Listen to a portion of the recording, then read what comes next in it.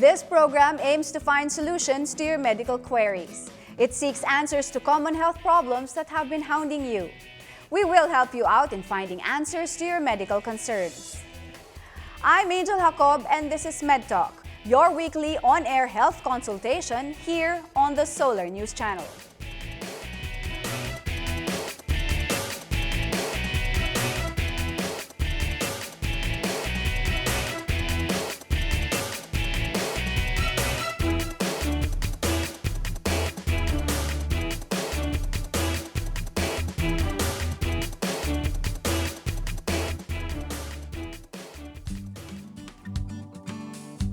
Fever, sore throat, and muscle pain.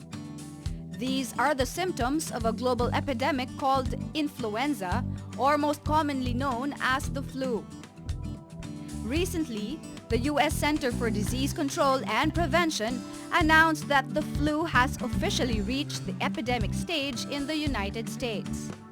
It reached 7.3% of deaths due to pneumonia and the flu virus during the first week of January this year, affecting mostly children and pregnant women. Being highly contagious, the Department of Health urged the public to take necessary measures to prevent the spread of the disease, especially to the OFWs and to those traveling in and out of the country. Ang pinaka-flu naman sa atin, para yung kumbaga sana yung, ubo lang yan, trangkaso, gano'n. So you should take precautions. One of them is frequent hand washing. Avoid places na masyadong dikit-dikit kayo. When you're sick, don't leave your homes para you don't spread the virus. Filipinos in this state should be careful. Kung galing ka naman doon, okay, we advise na wait 2 or 3 days after your arrival bago ka lakwa-lakwa siya. Baka kasi hindi pa lumalabas yung signs and symptoms mo. Para sa ganun naman, hindi ka nangahawa sa iba.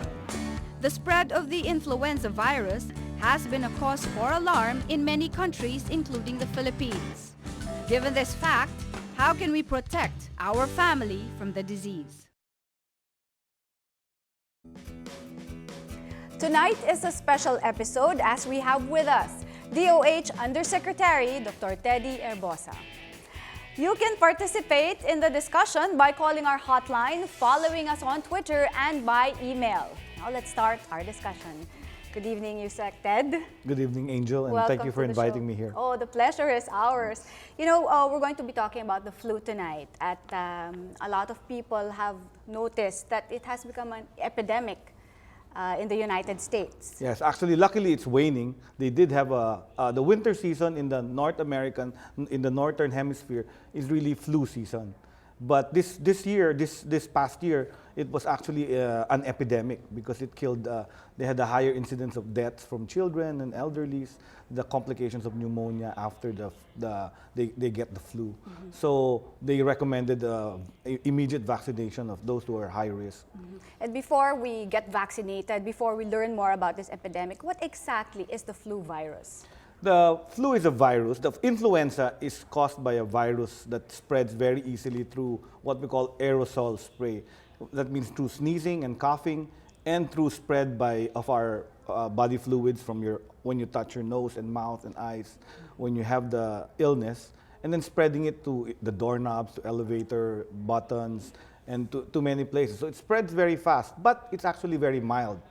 It spreads very fast, but it doesn't kill. The people that die are the very young, infants, and the elderly, and the people who have other illnesses. If they are suffering from cancer, if they have had a kidney transplant, or if they have some other disease like diabetes.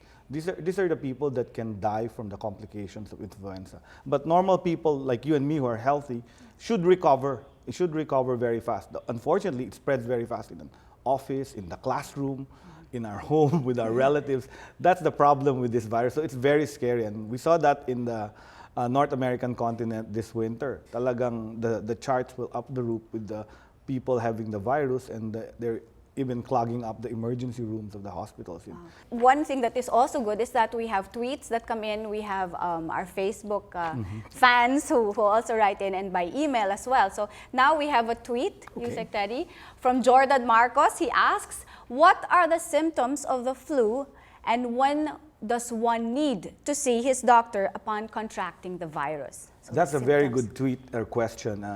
The flu starts with headaches, fever and headaches. Those are the symptoms, and then you end up with what we call generalized body malaise. Really, you're down and you just have to stay in bed, and then sometimes it's associated with cough and colds, upper respiratory tract infection, and if it's worse, it can produce viral pneumonia.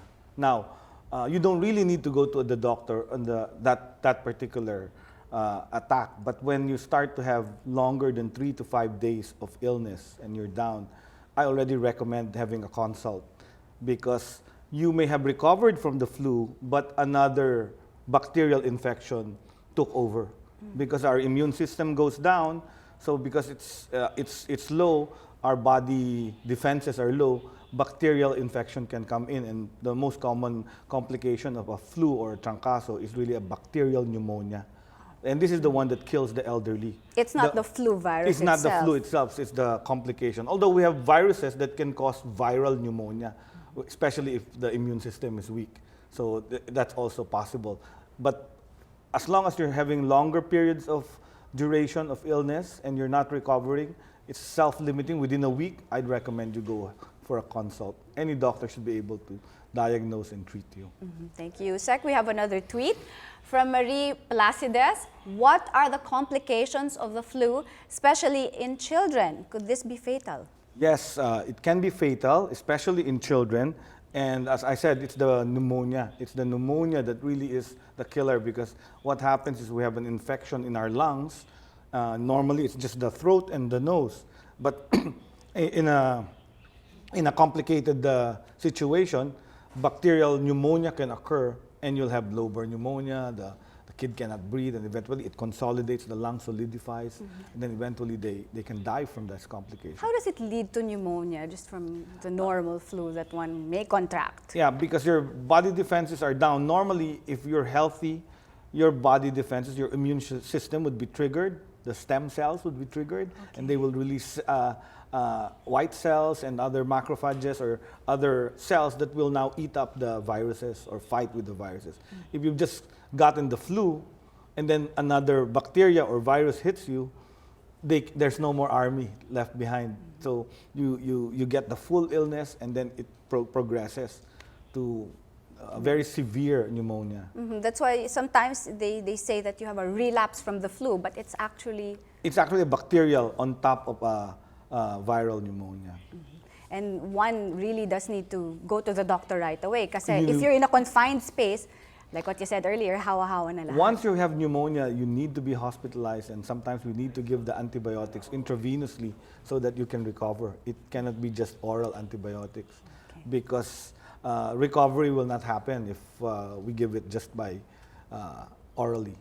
You really have to be monitored in the hospital. You have to be monitored in the especially hospital. for the elderly and for children. Correct. Okay. And we have from our Facebook page, Yusek, Linda Ver asks, how effective is the flu vaccine, and at what age should a child get it? Actually, for children above 2 years old is the recommendation. Above 2 years old, we can start giving the flu vaccine.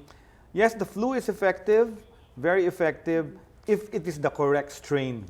So there are about 70 plus strains that can cause the flu virus. What we give are the 3 most common.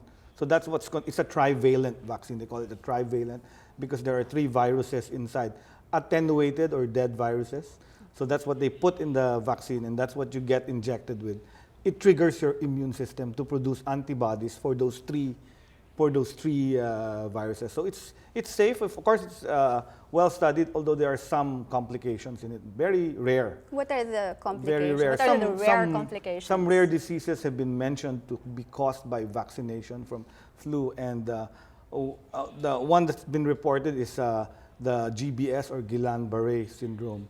It attacks the nerves. So But that's not a very common thing. It's not a very common thing. It's been reported, but we still consider it safe.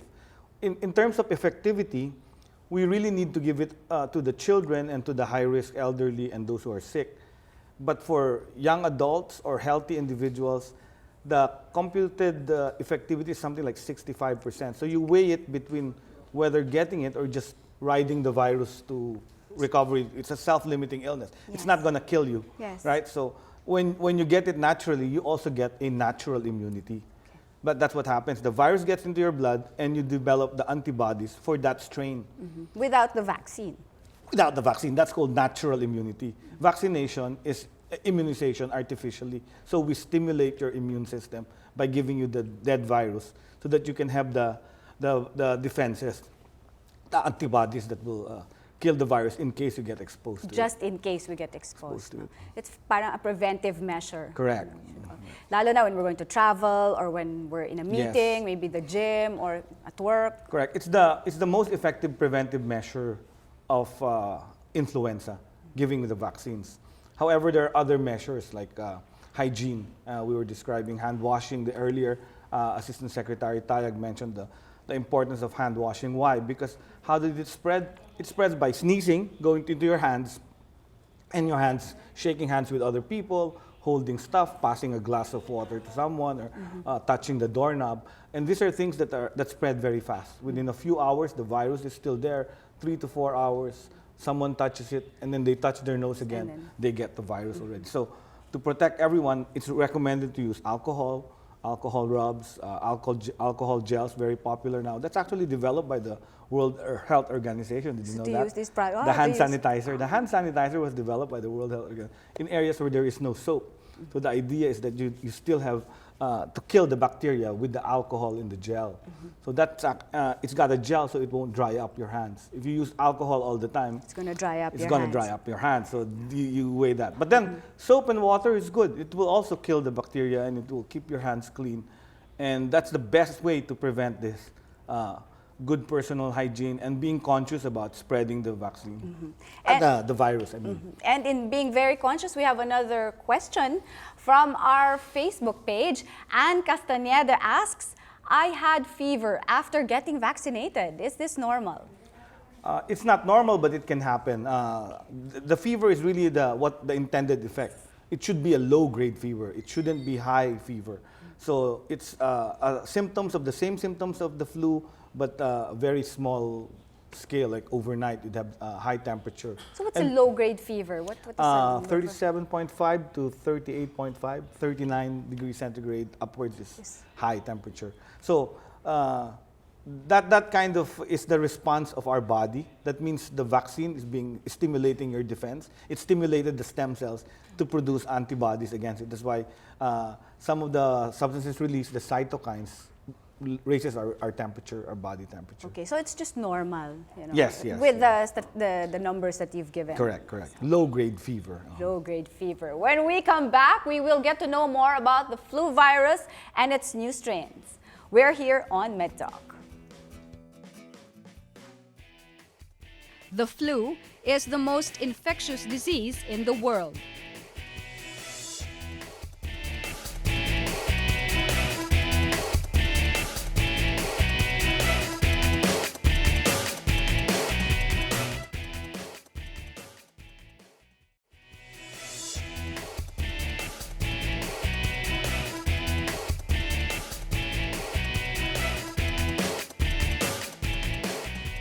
We're back here on Medtalk, still talking about the flu virus with Undersecretary Teddy Arbosa and USEC Teddy.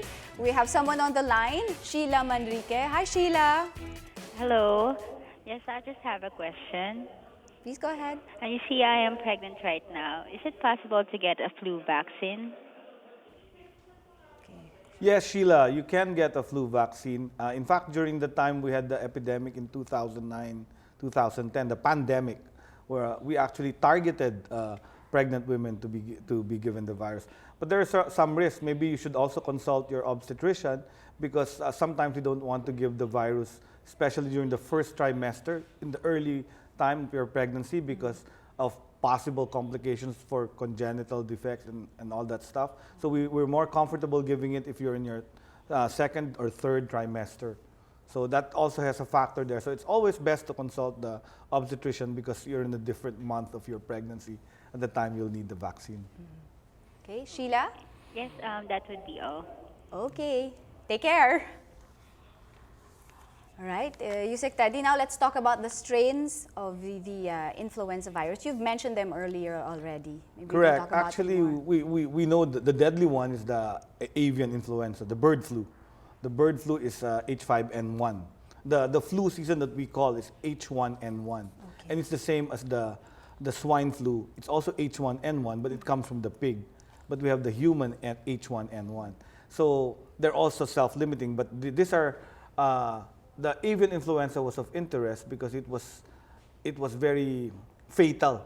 It's a flu, it's a type of flu that you get it, and then within 2 to 3 days, the patient is dead from a very severe viral pneumonia. So this is what I was describing earlier, that you can get flu viruses that attack your lungs and produce a pneumonia even before you get the bacterial pneumonia.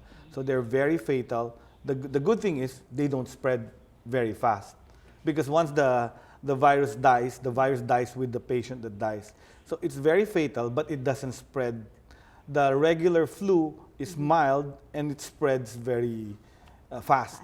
How about the swine flu? The swine flu is somewhere in the middle. It's the same as the human flu, our trancaso, and it just comes from the pig. That's why it's called the swine flu.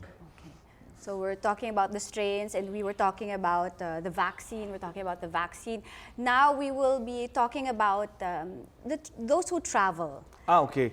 That's well, especially now is the season that they have had this epidemic in the United States, and many of our Phil-American relatives are actually coming home here, and we're now exposed to the risk. That's why the Department of Health actually put out the advisory on the flu because they're having an epidemic in the U.S. And a lot of our relatives who live there do come home for the winter season to enjoy reunions with family. And that's a risk. And we monitor that. There's a quarantine officer that monitors people that have fever. And then you have to declare and see a doctor to make sure that you don't spread it and stay home so that you don't spread that virus in the Philippines. And that's very difficult to advise because they come home, parties are organized nightly to meet relatives, parties, lunchtime, eating, drinking, alcohol, smoking. These are things that will lower your immune system. Late night sleeping, lack of sleep. These are things that will probably make you even worse, higher risk to get the infection or lower your immunity. So my advice is to, moderation on the alcohol, okay. on the partying, Yes. and then probably late nights have a good night rest or recover from this. Nightly would really put your immune system down. Or maybe if you go out at night, maybe during the day you can rest. Correct. You can tell your relatives, I have to rest, and Yep, then we can yes. just see each other again at night. Correct. That's true. And keep yourself hydrated. In fact, that's why this particular epidemic spread in the U.S. because it was Christmas, and there were lots of parties. And the theory was that because of this, the immune system of many people were actually down. Excessive drinking, excessive partying, and that's why this virus spread a little faster than it should have during So this flu season. everything talaga in moderation. No? Correct. And that's staying healthy is another one. We discussed already hand washing and how being conscious about not touching our mouth, nose, and eyes, and being conscious about washing our hands. When you travel also, everything there in that plane has been touched by someone who touched his nose, his mouth, and his eyes. So my usual practice when I ride an airplane is I pick up a wet one, which usually has an alcohol, and sanitize them. Because if you had only an idea of what to look at, if we can see the bacteria and the viruses there, you'll probably not touch any of those. So that's good advice. So I clean it myself and make sure that the things I touch, the arm bars and the front for the table and all that stuff. Everything is sanitized. Okay. Yusek, we have another question from our Facebook page. Jen Mina asks, when does one need to be quarantined and how long? Sheila, we don't need to quarantine people for the regular flu. Quarantine was only used during the time when we had infectious diseases that we didn't know how they spread. the flu is well understood, so there's no need to quarantine. The last time we talked of the quarantine was the SARS. Because the SARS was a new virus, coronavirus, and we didn't know how it spread, how it would behave. But eventually now, even today, we now have discovered the coronavirus and how it spreads. We don't quarantine anymore the SARS. We won't quarantine. But at that time, it was an unknown virus. Yes. And so when people were identified, we did contact tracing and then quarantined everybody. In Singapore, they made them stay in their own home with a camera. Yes. And the infectious disease police would monitor that they're not going out and not spreading the disease, because that happened in Hong Kong and in Taiwan. But in Singapore, they were able to contain it by quarantining people or confining them to home. I think at that time we quarantined a community in Pangasinan also. This was SARS, but Yes, for flu, SARS. But for flu, there's need no talaga. need to quarantine. Okay. Just And- stay at home. and- Quarantine yourself. Quarantine, Quarantine yourself. I think Yes. that's the word. The word is to stay home and prevent the virus from spreading to your relatives and friends. And when you stay home, you can tweet and you can do Facebook. And we have a tweet That's the from beauty. Corina Oliquino. I'm allergic to antibiotics. What else can I take to help me get well faster? Assuming that she has the flu. Yes, Angela, actually, we don't need antibiotics for the flu, for trangkaso. What we recommend is an antiviral. There are two types, the Relenza and Tamiflu, atalmivir or oseltamivir. And what it does, it helps decrease the symptoms of the disease. It lessens, but it has to have the correct timing. You've got to take it early. For example, you're exposed, so we give this antivirals to, let's say, elderly and children who were exposed to someone in their family that had this and was hospitalized or something. So they're scared. They give the Tamiflu to kind of protect them. That's short of the short of a vaccination. So, but then we give antibiotics after you continue to have illness for a week, because we were suspecting already, or if your phlegm turns green or yellow, we start to give antibiotics because there's already the bacterial pneumonia. That's where the antibiotics work. If you're allergic, there are certain antibiotics that are not prone to allergy. Just tell your doctor, I'm allergic to this antibiotic, and they will ask you, and they will give you an antibiotic which is not does not induce allergic attack. Since we're talking about people being, or an individual being allergic to antibiotics, about preventive measures? How does one protect themselves during flu season? My advice is very simple. During flu season, take lots of fruits, vegetables, vitamin C, good nutrition, healthy diet, and then keep yourself healthy. Exercise. Exercise stimulates our immune system. And of course, don't overindulge. That's the repeat. Smoking. Maybe we should decrease smoking, because smoking has been found to increase our risk, because it dries up your mucosa as well, and there's certain toxins that actually make you prone to get the flu. So maybe that's something you can take away. So these are things that you can protect yourself with. The advice is simple: be healthy. I mean, live a healthy diet, eat a balanced meal with lots of vitamin C, the citrus fruits, and then also drink lots of juices, fluids. Hydrate. About wearing a mask? Yes, if you're going to mask, I would recommend if you're going to be going to crowded places, riding elevators, hospitals. In fact, there are cultures that are really promote wearing of masks. Like in Japan, if you probably travel to Japan, you've noticed some old people are wearing masks, and that's advised by their physician. And because Japanese ride a lot of public transport, mass transport systems, trains, and walk a lot. They're with the public and in buildings. In the Philippines and in the US, that's not recommended, because there's a debate on whether it's really effective. Because you ride your own private car, you go to your own office in your own room and your own house. So if you just stay away from people and not see them, you also will prevent the spread of the virus. But that's quite difficult to do, no? So talagang in your bag, you have your wipes, you have your alcohol gel, you have your mask. Or make sure you're with your girlfriend or your wife who has them, Who in their handbag. Normally that's the case. Everyone else has it except you. And if your partner is sneezing, take out already and give the tissue to him. And Because don't most use likely your he doesn't. hand. Most likely they don't have it. The men don't have it in their pocket. Okay. The handkerchief is another one. Some say handkerchief will protect your hands, but the problem is they put it in the pocket. And then in the pocket, that's where the bacteria and the virus spread. So when they put their hand again, it's there again. And then when they take it out, yes. So the idea really is a disposable tissue that you can throw after you contaminate it with your secretions. Oh, thank you so. Oh yes, Yusek, please. One last thing, the spitting.